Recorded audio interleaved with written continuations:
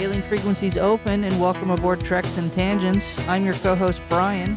And I'm your co-host Jaci. I'm the Star Trek newbie who just treks off on tangents. And I'm your Star Trek expert who is here to get the tangents back on track. Each episode we watch and talk about a different Star Trek episode. And this week we watched Star Trek, the original series, Season 1, Episode 9, Dagger of the Mind. And welcome back to our little podcast project. Thank you all so much for listening in and tuning in, however you choose to consume the podcast, whether that's on our Patreon, our website, or one of the other major podcast distribution platforms like YouTube or Spotify. We appreciate you tuning back in for another episode. It's greatly appreciated. Thank you. So if you have the opportunity, if you could... check out the Patreon. You're missing out there. Besides listening, greatly supporting our podcast, besides liking and subscribing wherever you choose to do so, sharing the podcast with a friend is, I think, the most beneficial and helpful thing to the podcast that we can have. If you know someone who likes Star Trek, if you know someone who likes sci-fi, if you know someone who doesn't like Star Trek or likes sci-fi and thinks it's entertaining to listen to someone else who doesn't know Star Trek or sci-fi, feel free to share the latest episode, send them our link. We always are happy to welcome new people into the audience. As we mentioned in the last episode, expanding on our offerings to our Patreon subscribers, which you can find us at patreon.com/treks and tangents. We are going to start launching monthly a little bonus episode where we listen to and talk about the Star Trek original series animated series that came out after the original series stopped airing on television. They produced an animated version that lasted a decent number of episodes. So that is going to launch. The first episode will launch on our Patreon on Friday, December 26th. And we're perfect Christmas gift. A little post-Christmas listen, get away from the family. If you're visiting relatives, duck away for a period of time and listen to us if you want. We plan on releasing these bonus episodes on the fourth Friday of every month until we run out of animated series and we'll find something else to do.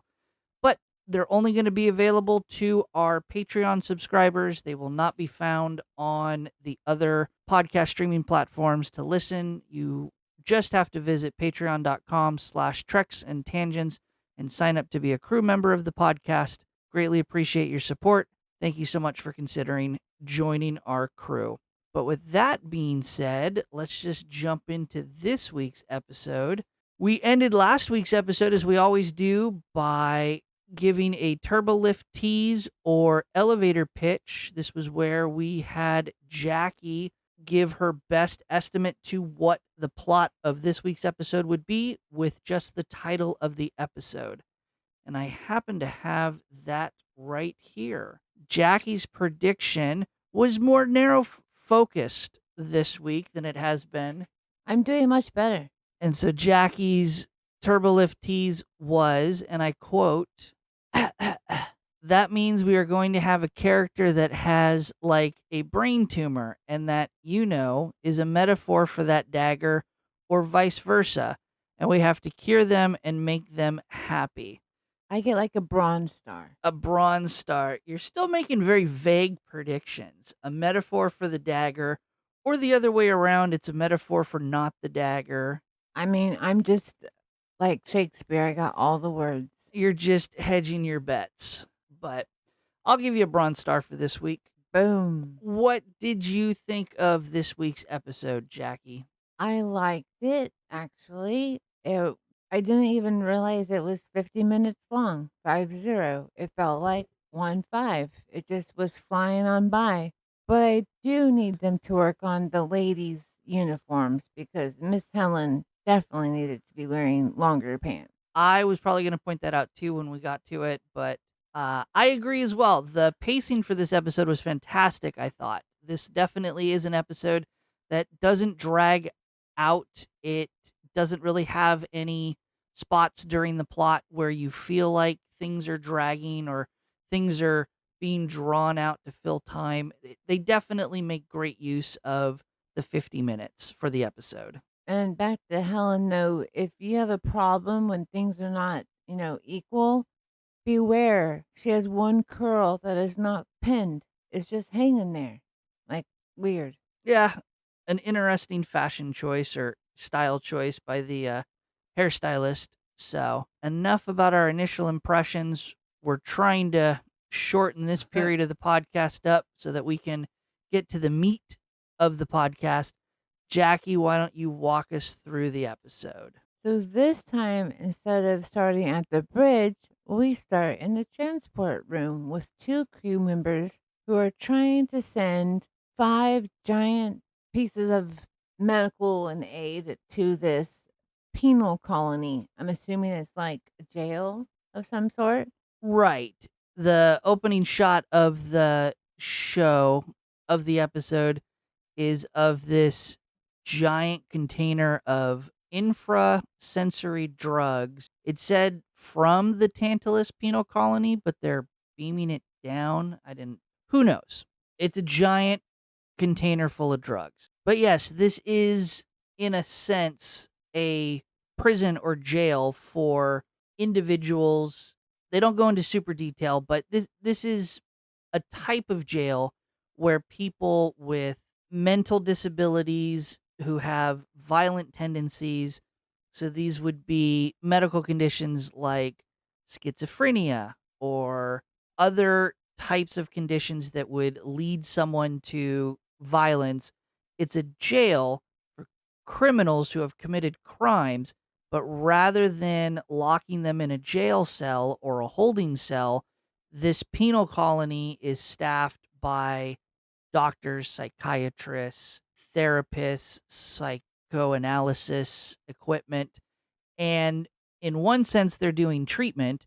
In another sense, they're doing experiments and research. This is less of a penal colony and more of a hospital, but you don't get to check out when you want to. Huh, really? So they cannot send, for some reason, our two crew member cannot get these items to ship. And then, of course, Kirk waltz in. He's like, having a problem, gentlemen. And all he has to do is ask for permission to have those little force field shields open so we can send down all this medicine and aid that you need. And then you can put it back up. But we can't come through some invisible wall. Yeah, it's a force field that the penal colony has enacted over its facilities to prevent Right. transporters. It doesn't seem to affect communication. Well, I take that back. It Mhm. later affects communication.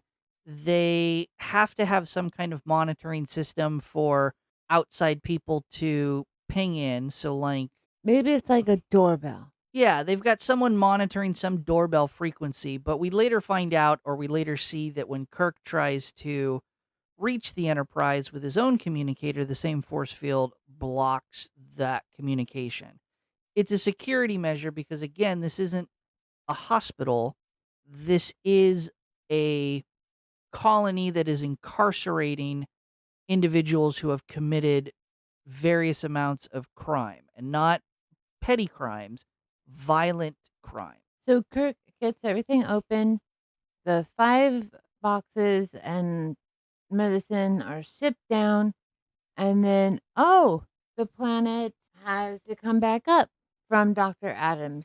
Sure. Okay, send it on up. So we receive this giant box and it's just sitting there.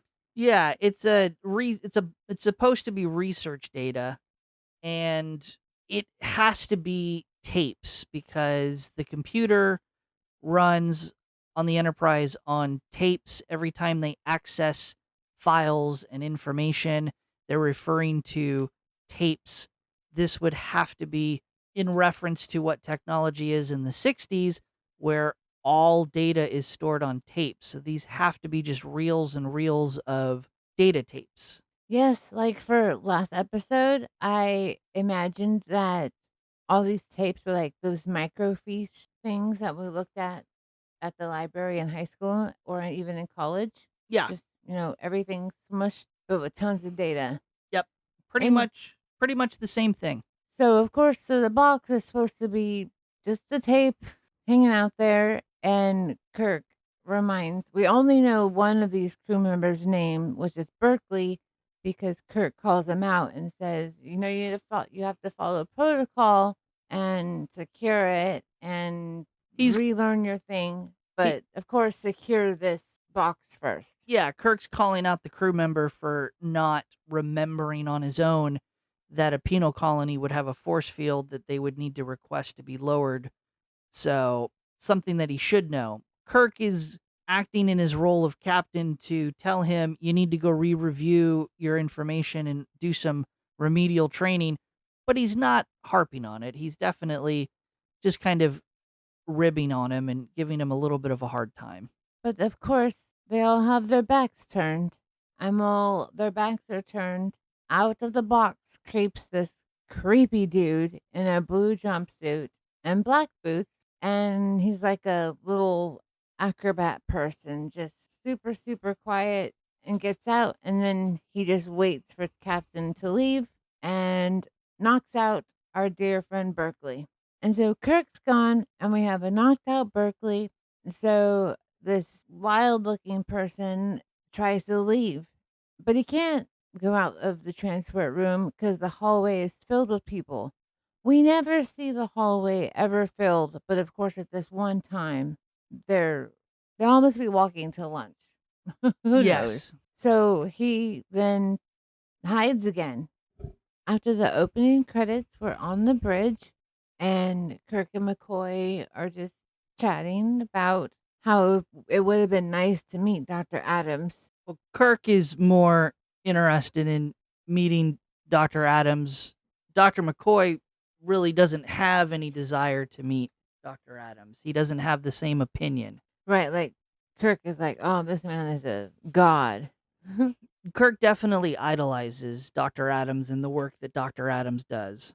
McCoy definitely has a more negative opinion of Dr. Adams, his work, the penal colony in general, and what it stands for.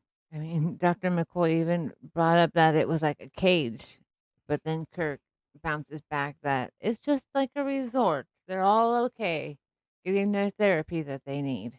Right. Harmless, even though all the violent people are there. As they're chatting, we are interrupted though because a woman's voice pops up and you hear a transfer, pushes out the transmission, for lack of a better term, that they're missing an inmate and he is violent and to be aware. Of course, they don't say who this inmate is. I think they're almost ashamed. At that point, I thought they were ashamed of who it was because, like, we lost someone. Oops. Right. So while this is all happening on the bridge, we do see in the transporter room that the stowaway has changed into the red engineering transporter outfit that the gentleman that he knocked out was wearing. Yeah, he's going to try to blend into the crew, see how long he can evade detection. Not very long. No, well, he has no idea that the penal colony is aware that he's missing and that the penal colony has reached out to the Enterprise. And then we jump to the bridge. Everything, so we have to keep on where everything is happening because jumping again. They're on the bridge, back on the bridge. Uhura relays that the person missing must have beamed up in the box with the tapes. So he may be on the Enterprise. And so this is when the Enterprise goes to alert conditions 3. They're keeping their eye on open looking for this intruder. Yeah, for layman's terms, because they haven't fully established Starfleet protocol or ship protocol at this point in the Star Trek series, this is just called Red Alert. All of these alert numbers are so crazy. Well, that's happened. Then we're back in the hallways of said Enterprise, and the intruder is spotted in that red jumpsuit from from Berkeley's friend by another person in a red shirt. He's in a And gold shirt. that's right. And he's like, "Hey, you in the engineering outfit, stop." But our intruder does not stop. As he's running away, the gentleman in the gold shirt uses the little intercom and reports to the bridge to Spock that he got away and he's at large. And in turn, Spock blocks off deck 14 to try to hopefully contain him in at least one spot. Right, because they've discovered the transporter crew member is unconscious, same deck, 14. They have this other crew member reporting that he spotted this suspicious person, again, deck 14. So they're trying to contain him to deck 14. So Spock sends the security crew down to try to apprehend him on deck 14. And as the security crew is looking for him, he comes up behind one of them and knocks him out and takes his phaser from him. Yep, because apparently this guy is a ninja and has got A good chop. a fantastic ability to sneak up behind anyone and just knock them out with one swift karate chop to the neck. And wild, wild eyes. Yes. And then we also hear from Ahura that they have more of a description. He's roughly early 40s, 6'4", approach with caution. But he didn't seem 6'4" by watching the TV, but we'll go with it. Yeah. Or early 40s at that. I don't know. He seemed like he might be in his early 40s. Well, as he's running around with his phaser and trying to get away, we're back on the bridge. And since they haven't found him on deck 14, Spock has already expanded to another block.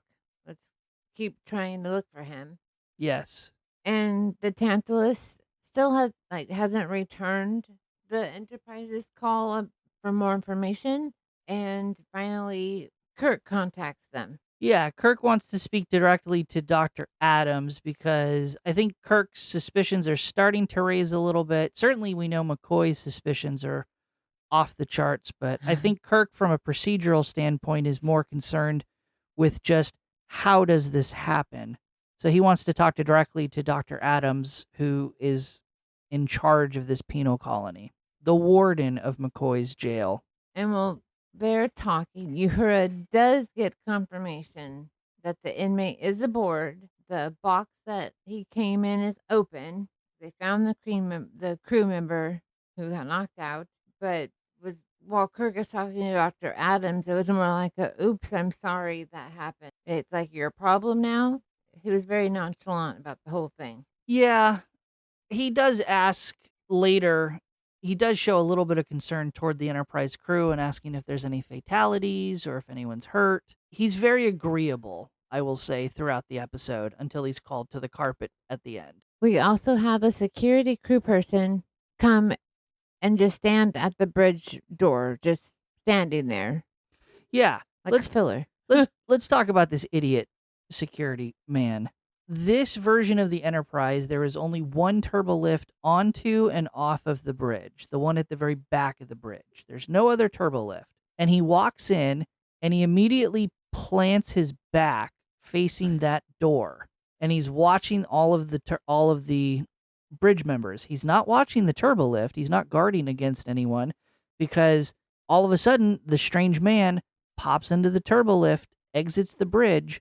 The security guy doesn't turn around to see who it is and instantly gets knocked out and subdued by this crazy intruder. After he knocks him out, he's like, "Where's the captain? Who's the captain?"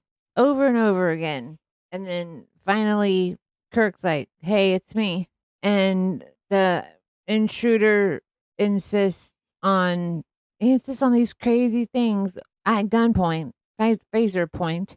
And Kirk's like, "You're not going to get anything while you're pointing that at me, so why don't you put it down?" He's actually asking for asylum so he doesn't have to go back to that planet. Yeah, very, very hauntingly throwing back to Charlie X at the end, where Charlie is begging not to be sent back to the planet with the rest of them. A little bit different tone, but same feeling. I don't want to go back to that hellish place. And Kirk's like, no promises, but please hand me that phaser. And then the intruder's like, I'm going to destroy this ship again if you don't listen to my demands. And at some point in all of this back and forth, Kirk is asking him who he is and trying to get him to identify. And that's when he says his name is Van Gelder. But as he says his name is Van Gelder, he seems like he's in. It's almost like it's hurting him to say his own name. We'll find out later why. But he is able to blurt out and get out that his name is Van Gelder. Well, Kirk is distracting Van Gilder. We see Spock come around and do his very funky Vulcan grip. And then down he goes. And they take him to sickbay. Or hopefully they get more information from him. He's unable to go directly back to the planet because they're already on their way away from it. So they need to change course to go back. Right. And give him back to Dr. Adams. Right, because sometime in all of this, after he's been beamed up, they depart the colony. The guy gets knocked out. There has to be a period of time. The missing time has to be when Van Gelder is in the transporter room after he's knocked out the crewman as he's changing into the other clothing. There has to be some period of time where they were alone for the Enterprise to get some distance away from the colony. McCoy and Kirk are in the sick bay with Van Gilder. They have to fight to put him on the bed, and they are measuring his levels and to see what's up with any weird diagnoses that Dr. Adams kept talking about, how this person is so violent and whatnot.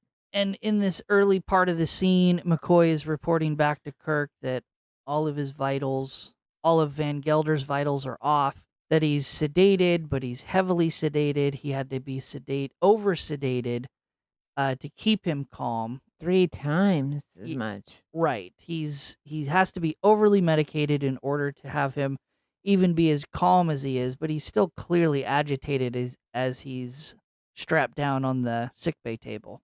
And McCoy does rule out schizophrenia, but he seemed almost giddy at times. He's like, I really want to study this one. And Kirk does not agree, obviously. But Van Gilder is still trying to communicate, trying to tell them what happened. But he can't because we will learn later exactly what has happened. And so they just sedate him again when he gets too agitated. Yeah, Kirk's trying to question him and he's asking him what his name is. And he's able to say that he's Van Gelder.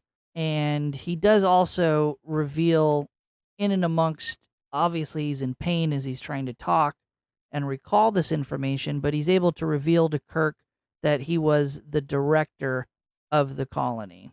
Yes, he was important, and this is not right. It's just watching him go back and forth and then laughing and then fighting and being able to spurt it out. It kind of tugs at you also. Yeah, and I think the writers are trying to continue to portray and prolong the mystery. It's definitely starting to become obvious that he's no ordinary inmate, that there is something afoot. There is something different about him, but they still want to not reveal the entire plot at this point, so they are keeping the cards close to their chest and still giving him characteristics that would make someone question, is he an inmate of the colony? Is he not an inmate? Exactly. And still, all of this is still happening, but we're back at the bridge. And we see back on the bridge, Kirk asks, where are we? And Spock replies they're roughly 57 minutes away from the planet. And he's so intrigued looking at what I called microfiche, these little videotapes. And he's like, there's a real dude named Simon Van Gelder. You're like, this is legit. A Dr. Simon Van Gelder. Yes. And it's like, a doctor? Yes, a doctor. And Kirk wants to know, why was he committed? When was he committed? What did he do? This is a quote unquote bad place. But Spock corrects him and says, no, no, no. He was assigned there 6 months ago as an assistant, an associate for Yeah. Dr. Adams. Yeah, important distinction. It was associate of Dr. Adams, not an assistant. So it's interesting because a scene ago in the sickbay, Van Gelder says that he was the director of the colony, but then I think Dr. Adams is the director. I think Van Gelder was an associate there doing co-research and maybe was equal as far as scientific researcher to Dr. Adams, but Dr. Adams definitely has administrative authority over the colony. I would write off that line that Van Gelder says he's the director as more of just his general confusion. He's trying to warn them about the director of the colony, less so much try to claim that he is the director. That makes really good sense, especially since he's barely getting words out that mean something. Right. So finally, Kirk is able to reach out to Dr. Adams on the colony. And again, like, how is he able to get a hold of them if their force is always on? Yeah, it has to be some sort of technology where because we see the communicator that doesn't work is the communicator that Kirk is holding. So the force field, if I had to hazard a guess, they have their comm system and they have an antenna that is stationed outside of the force field. This is probably also the doorbell that we referred to. Walkie-talkie. Where they send the message down, it's picked up by the antenna, and then the antenna sends it down through a wire through the force field to a communications set of equipment where they can hear them. Kirk's communicator is not set up to that comm system and antenna. It has its own antenna that's being blocked because it's inside the force field. And this has been Ham Radio Star Trek with Brian. So we also got a little bit more information on why we're supposed to be aware of Dr. Van Gelder, or why is he so violent and whatnot. Dr. Adams discussed that he was wanted to try a new experiment or treatment, but he wouldn't do it on any of the patients before he tried it on himself. Right. It's important to note that in and amongst this conversation, as Kirk is getting this information from Dr. Adams over the communication system, Dr. McCoy enters the bridge. So Dr. McCoy is there listening in and observing all of this information in this conversation. Dr. Adams doesn't know that McCoy is there because it's over radio. There's no visual. And Dr. McCoy greatly disagrees. Something fishy is up. This isn't just a tiny treatment going awry. Right, but he doesn't object directly to Dr. Adams. He whispers in Kirk's ear that something doesn't seem right. Yes. And so Kirk puts Dr. Adams on hold to converse with McCoy privately. But again, that conversation is very similar to before. Dr. McCoy is very skeptical of Dr. Adams and doesn't believe what he's saying. Kirk relies more on Dr. Adams's reputation and sticks up for Dr. Adams and tries to alleviate or dismiss McCoy's concerns. Spock interrupts the two and wants them to ask Dr. Adams, what do you want us to do? I mean, what do you want us to do with Van Gelder? Yes. Not like hopscotch or anything. What do you want us to do with this inmate of yours, you say? And Dr. Adams is like, well, take him to the best hospital around. But Kirk's like, wouldn't that be yours? Well, no. McCoy, upon hearing that Dr. Adams wants Van Gelder dropped off at the best hospital in whatever direction and whatever the normal route of the Enterprise is, it's McCoy who raises his suspicions again to Kirk by saying this penal colony is the best place for Van Gelder. There's no other penal colony or hospital that is better to treat him, and Dr. Adams knows this. So again, this is evidence and proof that Dr. Adams is trying to get Van Gelder away from the colony. Basically, I think the motivation of Van Gelder is he's off the colony, he's out of sight, out of mind. Get him to a hospital where they're just going to overly sedate him and dismiss his ramblings as that of a crazy person.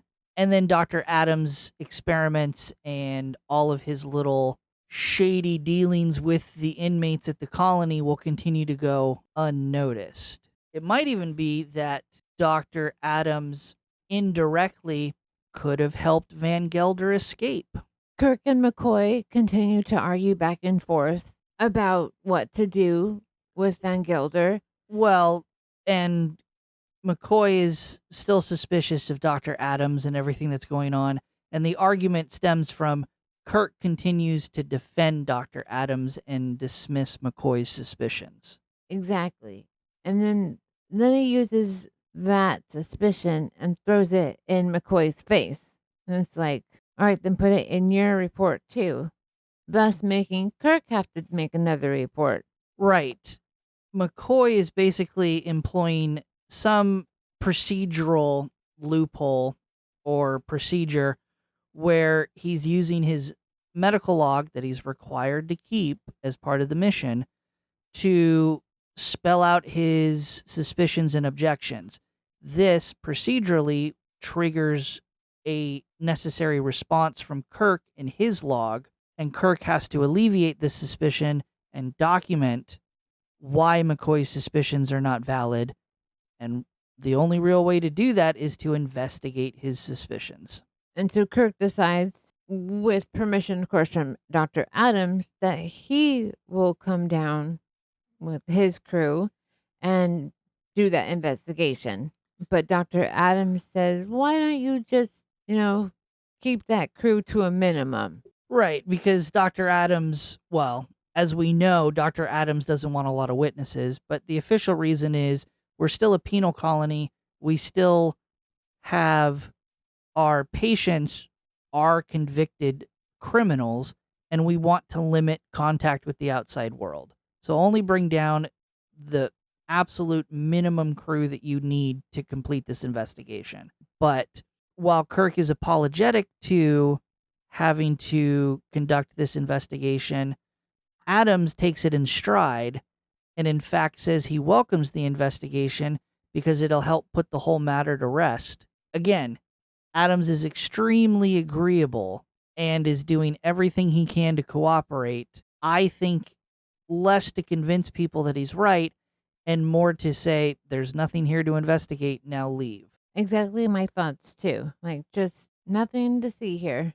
So Kirk decides that he will go down, beam down, and he puts it on McCoy to find a proper assistant to go with him who knows about psychology and the medical field. Like, good luck with that. It was kind of like a challenge. Yeah, specifically someone who has psychiatric medical experience and knowledge about penal colonies. Two very specific things. Yeah, and he is definitely challenging McCoy to say, this is your objection. You better figure it out so that I can investigate it. You're the one who put me on notice. And then the little evil smile McCoy has, I'm all about that. The Enterprise has returned to the colony, and McCoy tells Kirk that he has found the perfect assistant. And McCoy already has the assistant meeting Kirk in the transporter room. They're ready to go. Spock and Kirk go to the transporter room where that assistant is already waiting for them. And the assistant is Dr. Helen Noel. I think McCoy tells Kirk that before they go to the transporter room. Yes, but they only use Dr. Noel. So I think it's kind of funny when they walk in and it's this beautiful woman. And when Kirk pops onto the transport platform to beam with her, they have like this little chit chat about Christmas party in the past. It's like, all right, let's be professional now. Yes, they clearly know each other, and there was clearly some kind of interaction at a science lab Christmas party. Kirk even tells Spock to tell McCoy that this had better be the best assistant and best choice to go with him to the colony.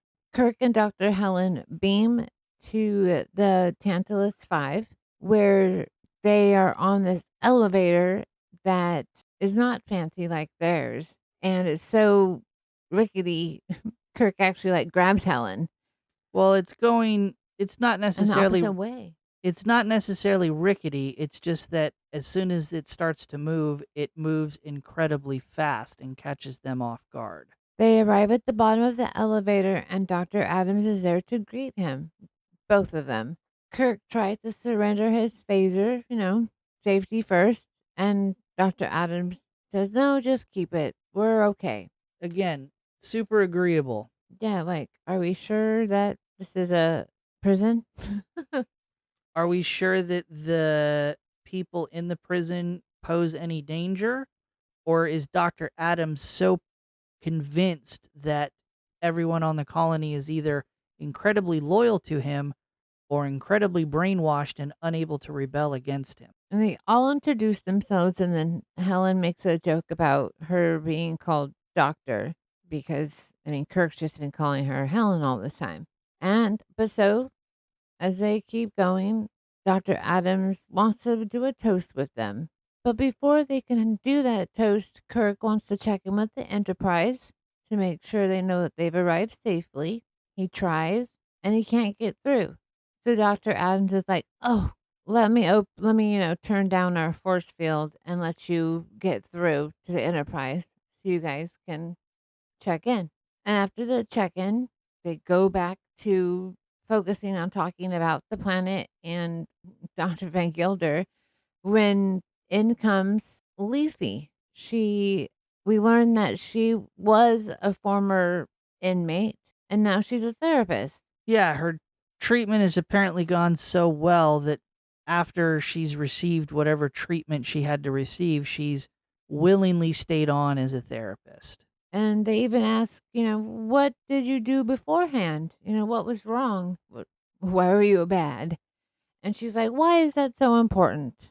And everything she says, blank affect. No smile, glimmer, anything. There's also a little bit of foreshadowing. Dr. Adams breaks in to the conversation to explain to Kirk that as part of their treatment and therapy sessions and everything else, they suppress or erase the memories of their past. Dr. Adams is trying to portray that this is helpful for the therapy. I think this is just a side effect of this machine that we're going to be introduced to in a little bit. And then finally, he gets his toast, and he has this great toast with all smiles, and Lethe is still flat as a board. Yeah, he's very poetic with his toast. And Lethe, we'll use that pronunciation, doesn't participate in the toast, doesn't have any of the alcohol. I assume it's alcohol they're toasting with. They don't actually say what they're drinking. They're able to take a tour now with Lethe, of course, and Kirk notices a space, and he's asking about it, and Dr. Adams goes on about how it was a failed experiment, no need to check that. But Kirk is still interested. And then Helen supports Dr. Adams and saying, no, no, we don't need to look at any of the failed things. Let's be positive. Right. Because Adam says it's not only a failure, but it serves no scientific purpose.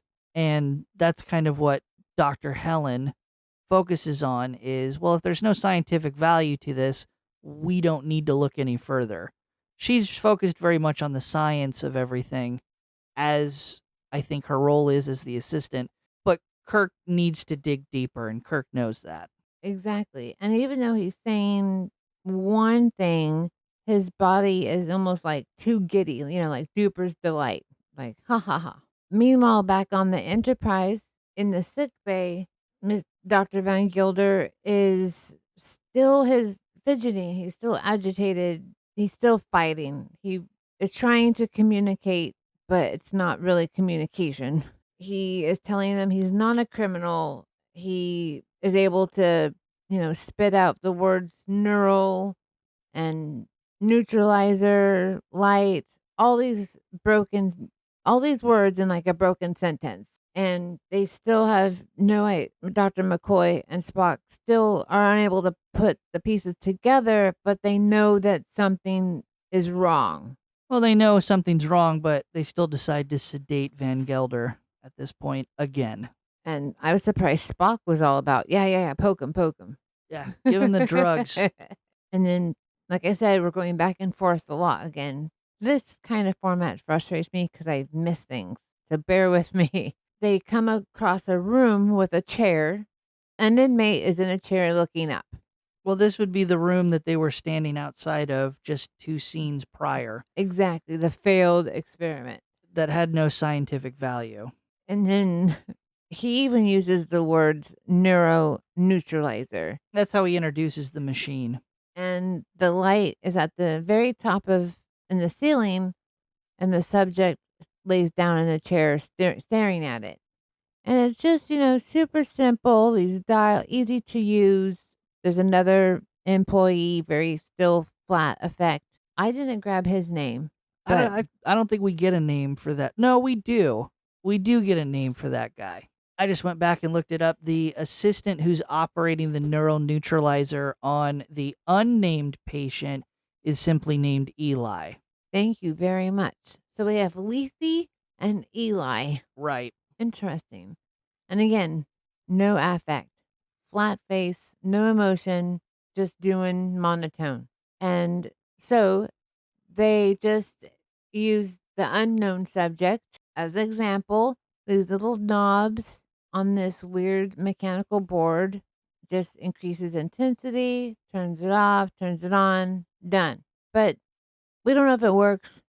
We have hope, and on to the next.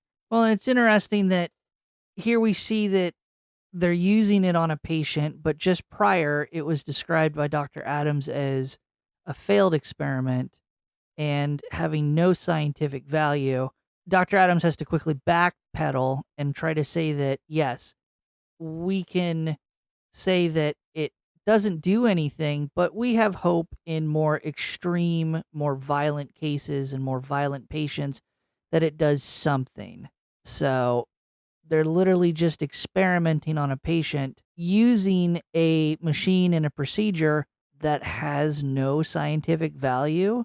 This, I think, should have been a warning to Dr. Helen Noel that something was afoot, but she continues to side with Dr. Adams. But of course, we also know that this machine does do something significant. They know exactly what it does. And this is also when we learn that this is the machine that injured Dr. Van Gilder. He was all by himself. He was playing with the dials, and he didn't have a backup person to help him. And for some reason, this is what happened to him. And now he's not the same old Simon Van Gelder. Yep. And so Kirk, Adams, and Helen and Lethe, they all leave, but Eli stays with the unknown man in the room, and he dials everything up, telling him, you don't remember a thing that just happened. And if you do try to remember, agony, it's going to be very painful. Yep. Our first real indication that this machine is just brainwashing people. It reminds me of the lady at the state fair that, does all the hypnosis. So now Spock is able, though, to contact Kirk, but we don't ever hear about the force field going down. No, I think we've established as the viewer, or the show has established for the viewer, that the force field has to be brought down. And we just have to have the assumption that off camera, Kirk had the same conversation with Dr. Adams. I need to check in with my ship again. Please lower the force field. And of course, Dr. Adams, being so agreeable, has already lowered the force field when this conversation has started. Yes. And verifies that they're safe and sound. They're in his study. And, Spock is quiet. Kind of like, hint, are you alone? Well, before this, Spock and McCoy try to report to Kirk that they've learned about the neural neutralizer from Dr. Van Gelder, and Kirk gets to have the moment where he gets to be smug and know-it-all back in Dr. McCoy's face and says, I already know all about it. I've already seen it. It's nothing. But you're right. Then Spock kind of wants to make sure that Kirk is free to speak his mind without any influence.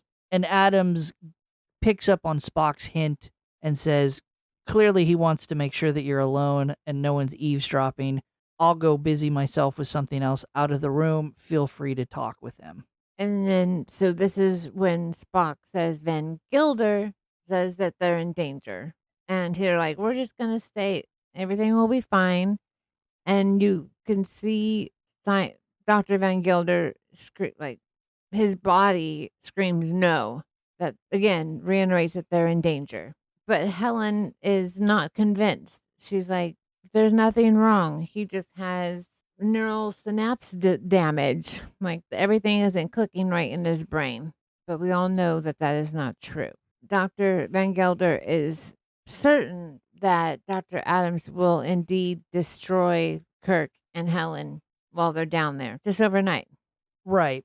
As second in command, Spock makes his captain the Enterprise log entry about having to do a special Vulcan mind trick This on is his. literally the introductions of this, so we'll get it right. This is the Vulcan Mind Meld. Oh, the meld. This is not a Jedi mind trick. This is a Vulcan Mind Meld.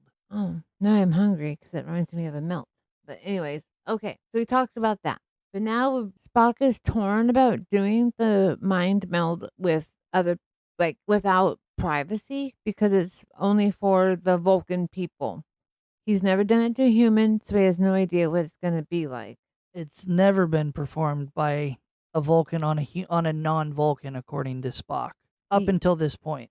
And so he makes sure the entire time he's getting Dr. Van Gilder's consent, telling him that your body's going to have so many a lot of things going on with your body while we do this. He's also explaining partially to McCoy that this is not a form of hypnosis, so McCoy's not going to be affected by it. Spock is using his fingers and pressure points to physically change Dr. Van Gelder's vitals as a way to get into his brain. This is correct. It's not hypnosis.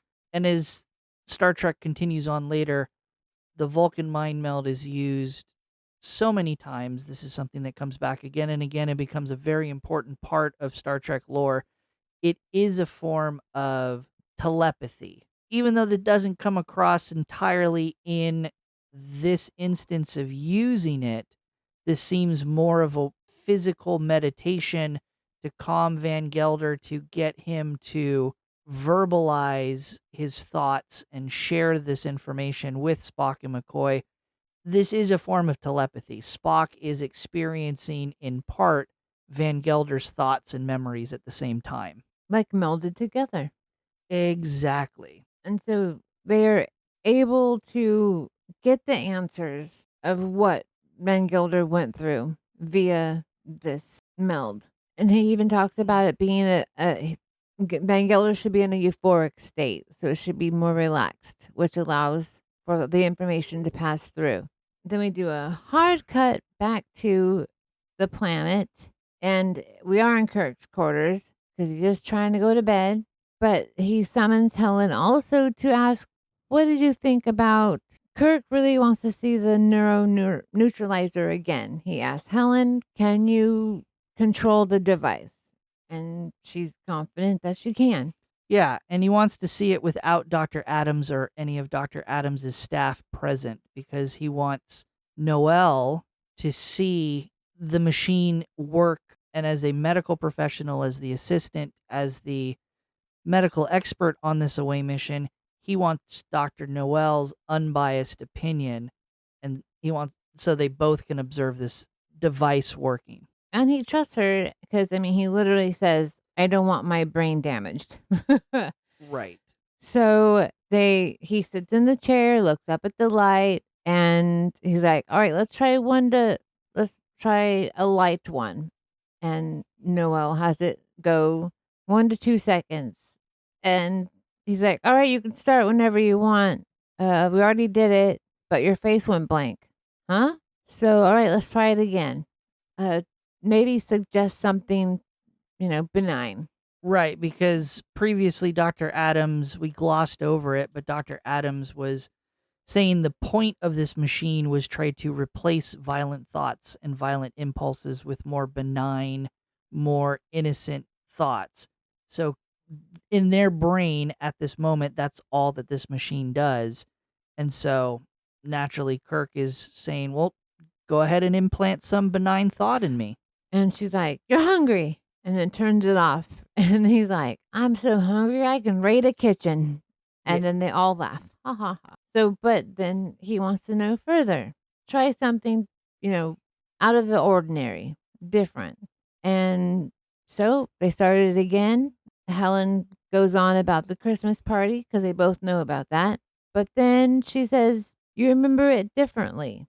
You sweep me off my feet. We go to your quarters. and we have a flashback to Kirk bringing Helen into his quarters where they make out. This, I think, reveals to the viewers that even though we had the comedic moment of them having some connection at the Christmas party, I think this is to imply that nothing really happened. They just flirted and danced at the Christmas party and had a connection, but they didn't actually go back to the quarters. This also might be Helen's way of revealing that she wished it went further, but it didn't. I don't know.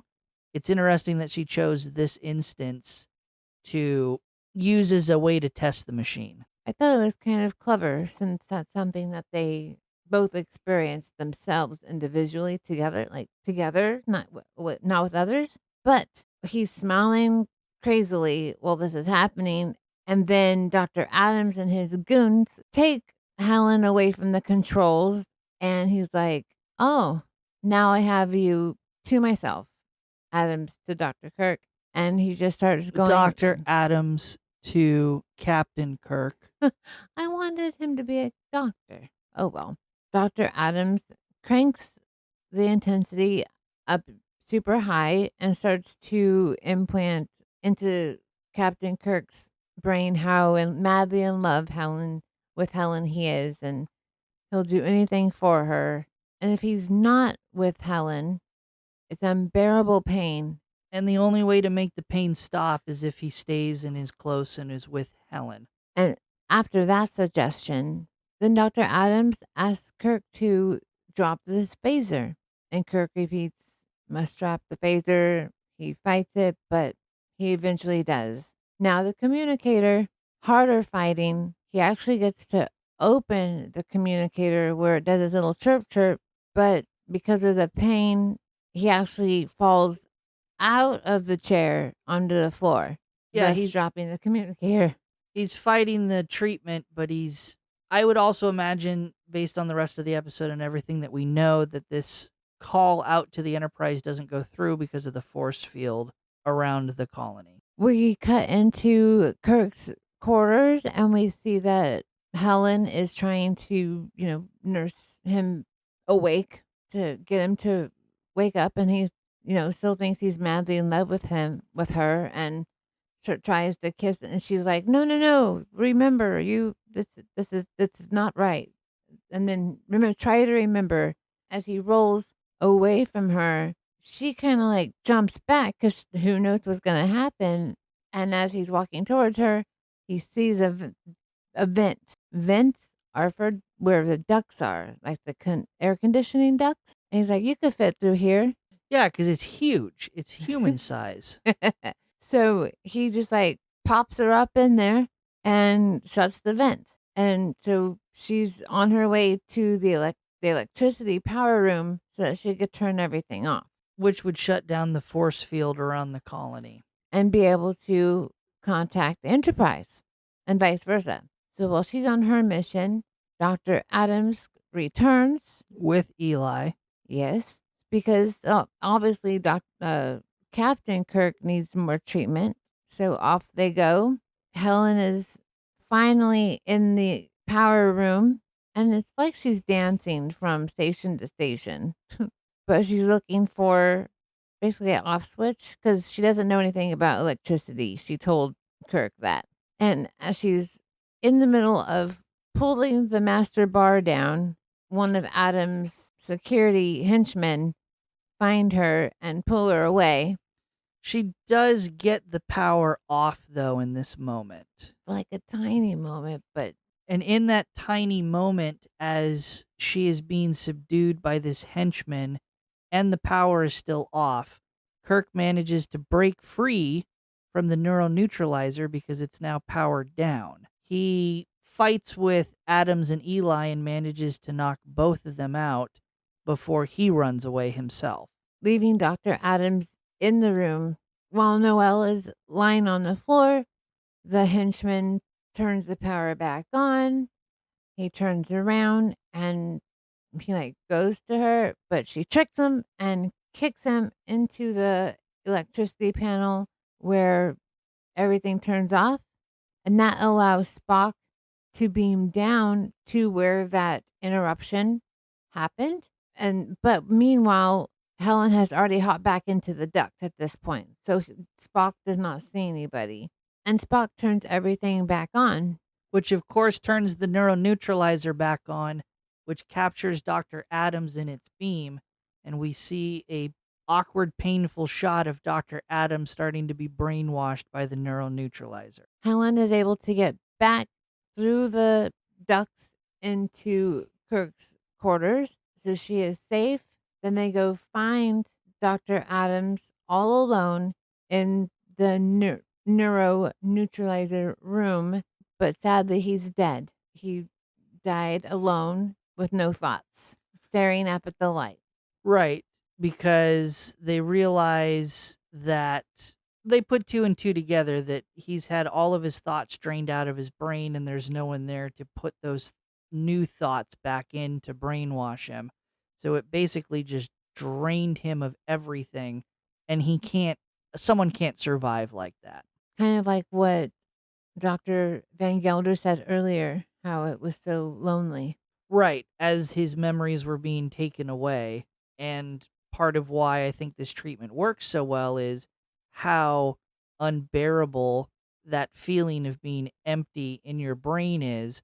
And so you're willing to accept any of those new thoughts that someone's trying to implant in them. And then we pop back onto the Enterprise bridge. We are happy to know that Dr. Van Gilder has destroyed that room. There's no longer the neural neutralizer.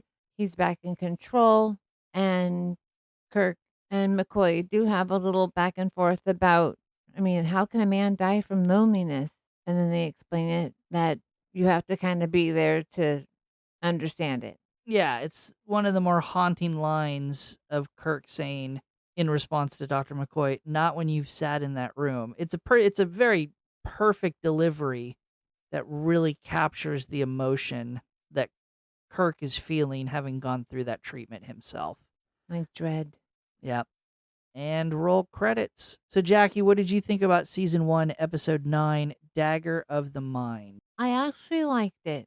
It wasn't too weird and it wasn't too like in your face exactly what we're doing. I liked having to think about it. I did not like Helen's short dress. I mean, it was shorter than Janice Yeoman's.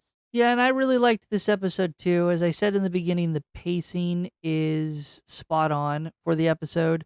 There's not really any kind of moments where it drags out. Some of the way that the scenes are divided, Jackie mentioned she doesn't like episodes that jump back and forth between scenes too much. I think this episode is on the very verge of becoming that, but it's an intriguing story. It's iconic that it introduces the Vulcan Mind Meld, which becomes even more of a staple in Star Trek than the Vulcan nerve pinch. But yeah, overall it's a great episode. I really enjoy it. So I have some tribble tidbits or fun facts about the episode. November 3, 1966 is its first air date. The title of the episode is actually a quote from Macbeth. Morgan Woodward, who plays the character Simon Van Gelder, credits this and his other role in Star Trek. He's in another episode that's coming up later. These two roles allowed him to kind of break through this stereotype casting that he was always stuck in a rut in. He was always typecasted in Western films, and this kind of allowed him to break away from that. He really enjoyed this episode in particular. He really enjoyed playing Dr. Van Gelder. He said it was a challenging role to play, and it did require him to do some decompressing after filming, just to get out of that character's head. So he really enjoyed it. He's like the first Miss Rachel. Yes. Why don't you expand on that for the audience who doesn't know what you're talking about, or your co-host? Like, he had the most wild, crazy facial expressions and grotesque looking, pain.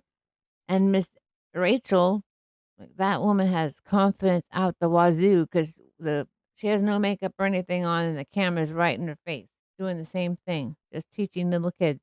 No, I get it. Dr. Helen Noel's part was originally written for Yeoman Janice Rand. So we missed out an opportunity to see Janice again, but we'll get to other reasons why she was not included in this episode in a few episodes down the road. But it also made more sense to create a character that was a doctor that had medical training and experience to go down with Kirk to investigate the colony, rather than just have Kirk's personal administrative assistant go down with him. The bigger reason I like to imagine why we didn't see Janice in this episode. No, that makes complete sense because poor Janice, she probably wouldn't understand. Yeah. Again, Jaci doesn't know the character arc or the backstory to Janice Rand or the actress who plays her. We'll get to that in a couple episodes. She just has pretty basket weave hair. That's it.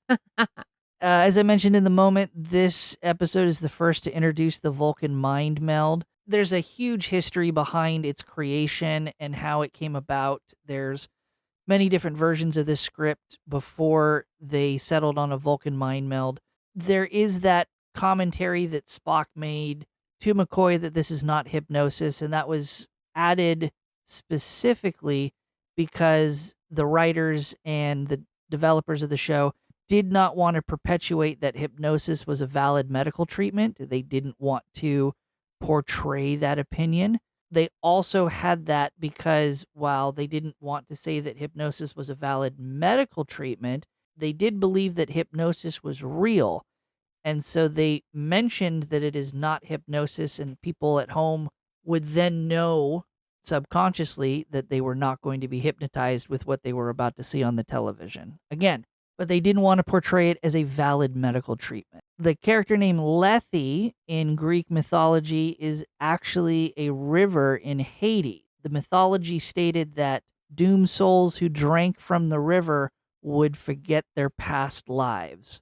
So That's a creepy name. kind of on the nose for what's happening to that character and the other patients of the colony. This is the last episode that was filmed and completed before the show started airing on television. So at this point, moving forward, all episodes of Star Trek, the original series, season 1, are going to be made on a rushed production schedule where they have to film and edit and get the episode ready to produce all in a week. It was extremely tight, and it's reported that many, many, many times, and it was frequent and just part of the routine, that the network would get the finished cut of the episode literally the night before or the day of it airing. Yikes. The panel that distracted the transporter crew member at the very beginning of the episode was actually just an engineering panel. They specifically added it to the transporter room so that character would have something to examine, something to distract them, so Dr. Van Gelder could knock him out, and it never appears in the transporter room again. And this has a body count of 2, the henchman that is electrified and Dr. Adams himself. But those are our Tribble tidbits for the episode. And this is where we share our episode ranking, where we pretend that the episode is a member of our crew, and we assign it a Starfleet rank on our fictitious starship. We have a starship for each season. And a higher rank for the episode means not only we were more entertained by the episode, but we find it to be a more important member of our crew or more of a pillar episode for the season. A lower rank means we weren't that entertained by it, and we think this is a more of a disposable episode for the season and a more disposable member of our crew. We rank everything again based on Starfleet ranks, starting at the bottom with Ensign, Lieutenant Junior Grade, Lieutenant, Lieutenant Commander, Commander, Captain, and Admiral. Last week, Jaci rated Miri as an Ensign, a rough Yeah. translation of a 0 or 1 out of 10. No, thank you. Jaci, for your starship, the USS Galactic Glitter Bee, what do you rank this episode? I'm giving this a solid commander. So this is the first time Jaci has rated an episode as commander, an 8 or a 9 out of 10. We can also only rank 5 episodes this season as a commander. Jaci, why do you give it that ranking? I'm giving it this ranking because it's the first one that I was able to fully watch and kind of understand the whole thing, top to bottom. I loved the acting. Like I said, the Dr. Van Gilder crazy faces all the way through. McCoy questioning Kirk. It had more substance than the others. All right. And just as a reference to tie back to last week's episode, I also gave Miri an ensign rating. But for my ranking of this episode on my starship, the USS Cosmic Shark, we're also going to rank it a commander ranking, an 8 or a 9 out of 10. This is not the first time I've rated or ranked an episode at this. I've also ranked The Naked Time and What Are Little Girls Made Of as a commander. So this is going to be my third commander for my starship out of 5. Again, we can promote or demote episodes or crew members at will to make room, or if we change our mind later. And at the end of the season, of course, if we don't have a captain or an admiral, we will fill those spots. I gave it this ranking because of very similar reasons. Fantastic pacing, fantastic story, iconic that it introduces the Vulcan Mind Meld. I know I can't continue to give high rankings to episodes every time they introduce something new because this is the original series where literally everything is new, but the Vulcan Mind Meld is probably one of the highest reused theme or characteristic of Spock used in Star Trek and Vulcan lore in particular. So it's so important to the development of Star Trek. And again, it's got fantastic acting and it's just a really good all-around episode. So yeah, Commander is going to be my ranking. So Spock gets over his problem with being a secretive. The Vulcan Mind Meld becomes less part of Star Trek lore as a secretive thing that only Vulcans do. It kind of loses that aspect of it and it becomes used more and more out in the open. One could try to argue that it's because the Vulcan species is becoming more open to sharing this ability. They don't teach other people, but it's used more and more frequently in a more variety of settings. So it does kind of never pick up as a secretive thing. This is kind of one of the few times it's ever mentioned as being secret in the Vulcan society.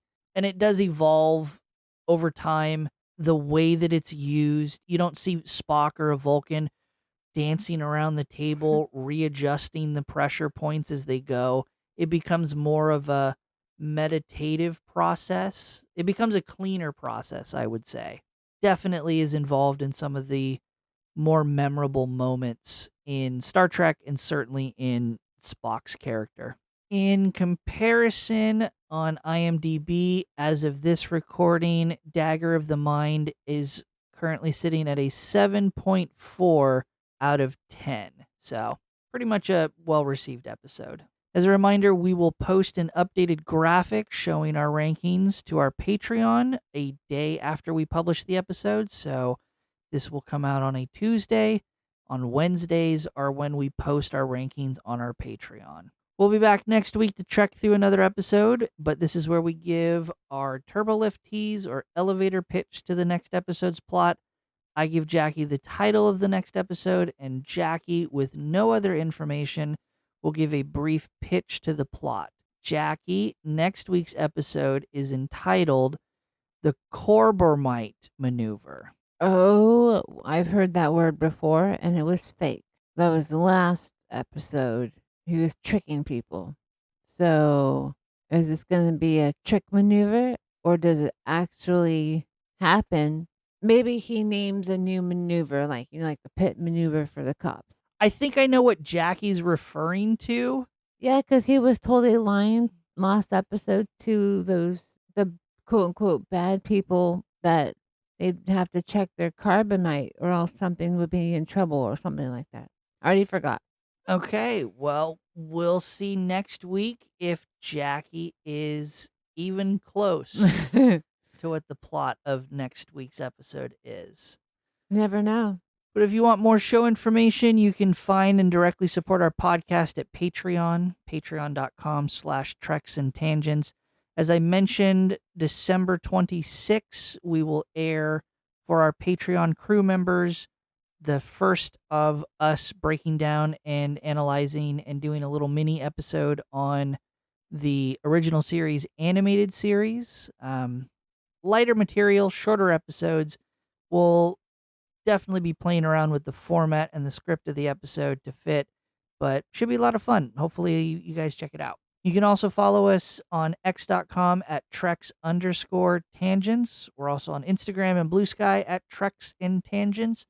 Jaci, where can people find you and what you are up to? I've been up to a lot of things lately. I have my normal Jaboom Instagram where you can see music, dogs, fashion, makeup, and I now have a whatnot store called Glitter Bunny Boutique. So look me up there and see what I have, and perhaps you might like some of my old treasures. And you can watch me stream a variety of video games over at twitch.tv/PiratePoundTown. On YouTube, I post video games and other random content on my main channel at Pirate Pound Town. And also on YouTube, coin collecting and hobby content at Pirate Treasure Hunting. I post socially on Blue Sky at Pirate Pound Town. More frequently, I'm trying to post on Instagram under Pineapple Cannibal because Instagram likes to ban pirate usernames for no reason. Well, there was a reason. I was proud of it. Links to all social media mentioned can be found in the episode description. Thank you, everyone, for tuning into this episode. We hope you had fun like we did, and we will see you all next week. See you later, and then we'll go over the melding. End transmission.